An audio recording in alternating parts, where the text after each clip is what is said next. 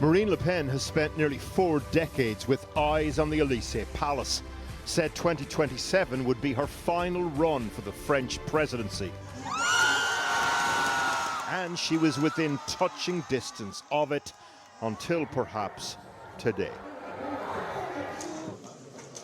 She abruptly left court before the judge ruled that she, along with 8 former National Rally MEPs and 12 parliamentary assistants, were guilty of embezzling EU funds. Madame Le Pen, vous allez faire quoi, s'il vous plaît? They weren't accused of pocketing the money for personal gain, rather using it to benefit the party at home. Outside the party HQ, her lawyer described the verdict as an assault on democracy. It's a totally vicious circle, and I think fundamentally that this blow today is, and I'm using the court's term, a blow to democracy. The court sentenced Le Pen to a jail sentence of 4 years, suspended to 2 years house arrest. It also fined National Rally €2 million, half of which was suspended. Nothing will happen until after the appeal, but even if she wins, the timings mean a presidential run is likely to be off the cards.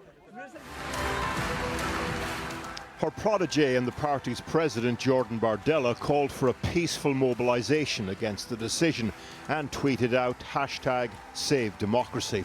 This could turbocharge his possible run for the presidency in 2027 among supporters. This is Le Pen at a Make Europe Great Again conference in February with other leaders of the hard right. Viktor Orban today tweeted, "Je suis Marine." The leader of Spain's Vox party said the voice of the French won't be silenced. Elon Musk echoed the message on X. And that will be the narrative now. A left-leaning deep state judiciary out to strangle the will of the people. There is clearly a political design behind this decision of the court. And she's going to say, well, our democracy is not capable of functioning freely nowadays, and that's very dangerous. So I think that the judges didn't consider that there would be a boomerang effect in their decision, because, of course, Marine Le Pen is going to appear a kind of a martyr of the system. She joined her father's party as a teenager back in '86. She's here on the left with her 2 sisters. Jean-Marie Le Pen's Front National was an unreconstructed fascist party at the time. His youngest daughter would set about performing the cosmetic surgery or the reconstruction, depending on your perspective. The mission: make Dad's party into something the French could stomach. She changed the name to National Rally, kicked out her father for describing the Holocaust as a detail of history. He died in January this year. She also waited long enough for the politics of the world to change around her. Trump Mark II in the White House, parts of Europe mainstreaming far-right parties. Vous me troublez, Madame Le Pen. Last year, some 10 million French people voted National Rally. It's now the single biggest party in the French Parliament. If that sounded like a political obituary just now, think again. Although today's decision may be the end of Le Pen's presidential ambitions, it could, ironically, attach jump leads to her party's journey towards the palace. Well, I'm joined now from France by Bruno Gollnisch, a former MEP from Marine Le Pen's party, who was also found guilty today of embezzling EU funds. You have been found guilty. Are you sorry? I am indignant. Can you say that in English? I didn't steal a single penny, nor a single euro. We only had assistants. They were paid. The job was obviously to help us and to help our party. It was absolutely, how would I say, customary in the European Parliament, of which I have been a respected member also in opposition, during 30 years. And this judgment is absolutely unbelievable. First of all, it's all rules of law, the true rules of law have been violated. And first of all, the principle of separation of the judicial and how to say legislative. Can you say that in English? I'm sorry, my English is getting poorer and poorer. But this is a fundamental principle of our constitution and of yours, by the way.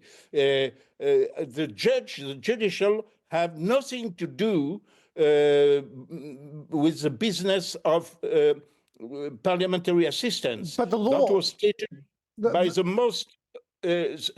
highest authorities in constitutional law of our country, said if would the judge do so, they infringe the work of the parliament, of the members of parliament themselves, and that's what happened. But the law is the law. You may not have benefited from this money personally, but you misspent it. You claimed it for one thing, and you spent it on another. The money was intended to be spent.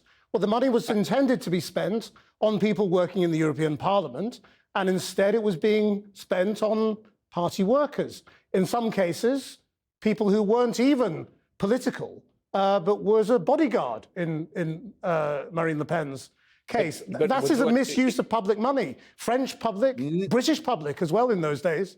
No, not at all, sir. I will explain you. First of all, for example, my assistants, the 3 assistants I was prosecuted for, were so-called local assistants. According to the regulations of the European Parliament themselves, they have no right to come to Strasbourg, nor to come to Brussels. So we are elected on a national basis. We have no small constituency. The constituency is a country as a whole. What else? These assistants could not assist to legal committees. They could not participate in group meetings. No, so they shouldn't have been paid with that money. They could not, sorry, they could not assist to the votes and so on. What else could they do is rather than to help the members of parliament in their political duties? That's what they did, as anybody does in the European Parliament. Well, the fact that other people break the rules is not an excuse, is it? We are familiar with this excuse in British politics, where MPs were often found guilty of expenses infringements as well. Just because one person was doing it doesn't excuse another. What will you do? Will you appeal? You will be a good prosecutor in a Moscow trial, for example. That's what exactly was. Well, the rules are the rules, and you lost. So will you appeal? Trial. No, it is not the rule of law. I tell you, all rules of law have been violated by this judgment, which is not a fair judgment, and it is an attempt to prevent people to vote for the person who is the leader of the opposition, exactly like in Romania. And it is not by chance, because it is the common political trend in the European Union now to ban people who challenge the system. That's what we did, and that's what we were elected for. Will you serve your sentence, or which is a tag, or will you go to jail? Or will you appeal? If necessary, I will go to jail. I will go to jail, and I will still claim that I am perfectly innocent. I was a respected member of this parliament. I didn't embezzle a single euro. And my assistants worked for what the people who elected me had intended when they did. Mr. Gollnisch, thank you very much indeed for joining us. Well, also joining me now from Paris is Philippe Moreau-Chevrolet, a political scientist at Sciences Po University in Paris. Now you're in the back of a car in the tunnel, so we'll see how this interview goes. Do you think the court has given National Rally a huge political boost? No, not really, because the strategy, as you just heard, had been to normalize the situation of the Rassemblement National in France. Marine Le Pen did try very hard to tell people that the Rassemblement National had changed, that it was a normal political party, not an extreme right political party. They have been fighting for that for many, many months. And now they are back at being radical again. And as we just heard, telling people that they are resisting an establishment that is persecuting and prosecuting the people that are outside the system and trying to fight it. So they are back to the basics, and which is not a good news for the Rassemblement National. Well, how will that go down in France then? Because there are lots of right-wing leaders around the world, and even in America now with Mr. Musk chiming in, suggesting that this is a huge political error. But you're saying that the French voters will not like this. The French voters will have a choice between Jordan Bardella and the traditional right. And eventually, I think they can, either they will radicalize around Jordan Bardella and they will choose a young leader, maybe with the backup of Marine Le Pen, to embody the anger that we feel in the electorate and the radicalized things that we see happening everywhere.